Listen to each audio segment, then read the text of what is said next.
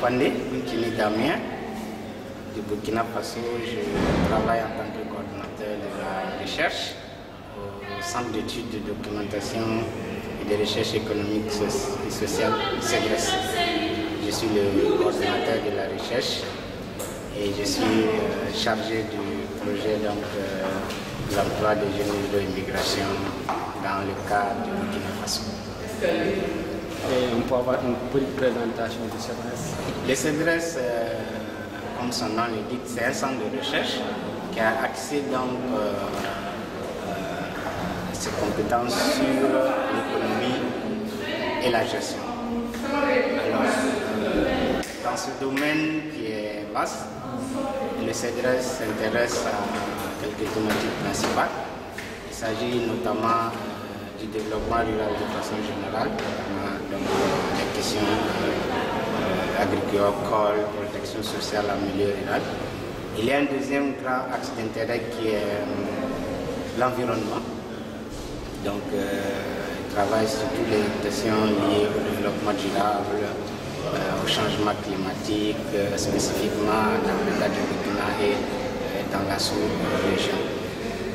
Le troisième axe d'intérêt, qui est un peu lié à l'environnement, c'est la gestion de l'eau. On a donc un programme dénommé AGIR, la gestion intégrée des ressources en eau, et le CEDRES a un projet qui travaille sur la question depuis déjà presque 5 ans.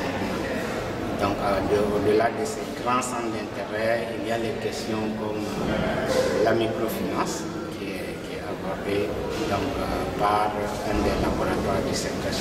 Donc voilà en gros le centre d'intérêt en termes de recherche du CEDRES. Il est situé à l'université, à l'intérieur de l'université de Ouagadougou. Et donc actuellement nous avons un staff permanent de 12 personnes, aussi bien l'administratif que les chercheurs. Mais en termes de membres, nous avons environ une cinquantaine de membres, y compris les doctorants, les membres extérieurs et les enseignants-chercheurs. Maintenant, là, on est en train on est dans un atelier sur l'emploi des jeunes et la migration. Et est-ce qu'on peut avoir on peut revenir un peu sur la situation de l'emploi des jeunes au niveau de Ouagadougou? Bon,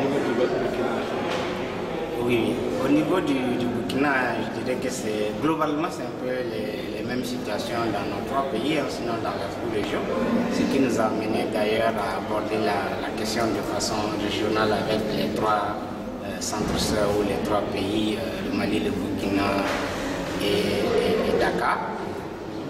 Mais comme j'ai présenté dans la salle, c'est dit qu'actuellement c'est une question préoccupante à plusieurs niveaux.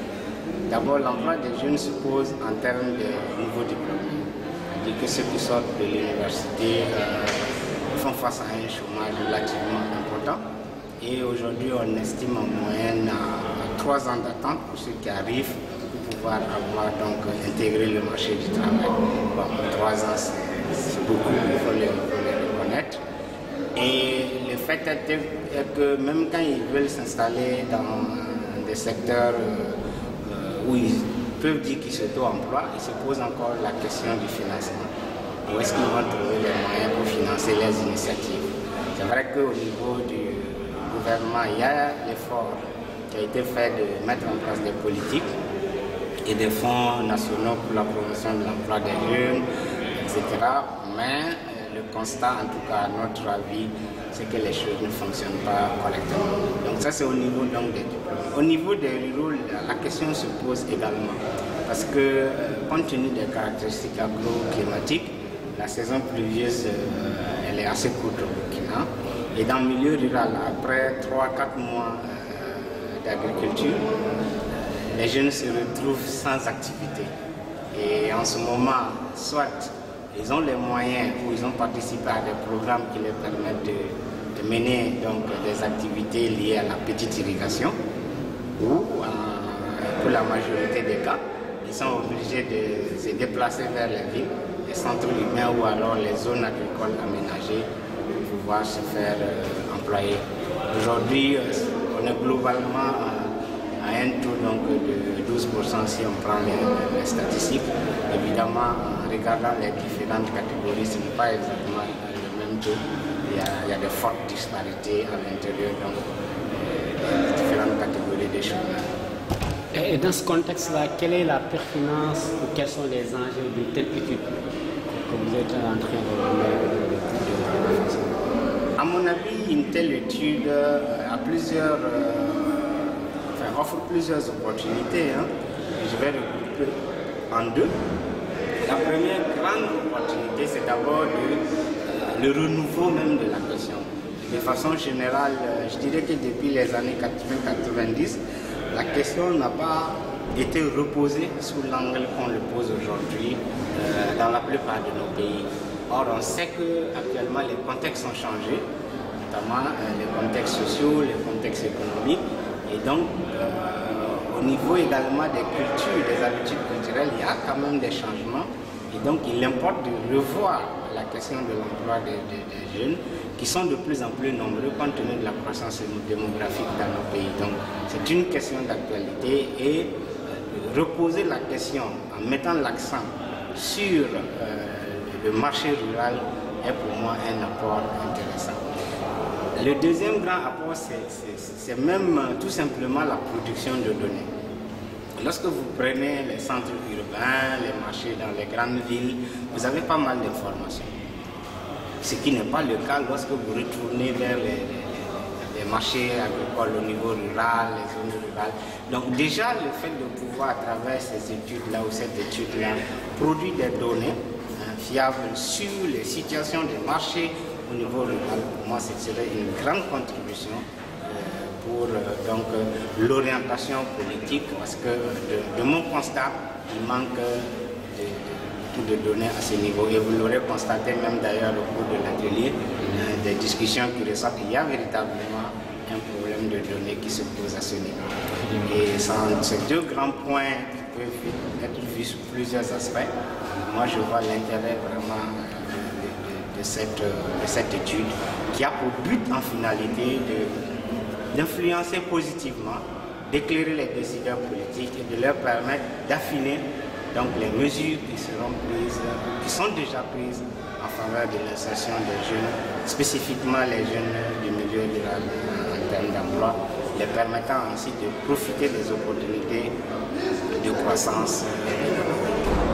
Et dans le contexte du Burkina Faso, quelles sont les corrélations que vous allez faire entre l'emploi des jeunes et la migration qui constitue également un élément important de cette étude-là? Alors, la corrélation, c'est déjà qu'il faut dire que le marché du travail au niveau rural regroupe plusieurs aspects. Pourquoi on lit la question de la migration au marché de l'emploi? Tout simplement parce que la migration est une stratégie pour les jeunes de s'insérer ou de trouver de nouveaux horizons en termes d'emploi. Et donc, c'est pour ça qu'on fait la corrélation entre les deux notions qui sont, à notre avis, très importantes.